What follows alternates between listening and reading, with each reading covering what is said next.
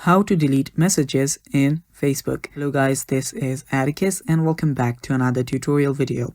In today's video, I'll teach you guys how you can delete messages on Facebook. So without any further ado, let's dive right into it. So for people who didn't know, Facebook uses another app for messages. It's called the Messenger app, and all of the messages that you do using Facebook or that you want to do using Facebook is done through Messenger. So open that up and there you should see all of your DMs.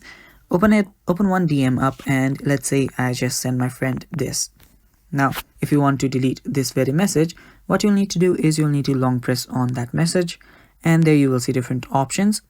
Tap on more and from there you should find an option that says delete. Tap on delete. Now you have two options. One is to delete for everyone and other is to delete for you. Now tapping on delete for everyone will remove the message on both of the sides. And if you tap on delete for you, it will just delete that very message for your side only. So tap on whichever is suitable for you and the message is deleted. And that is how you can delete a message on Facebook.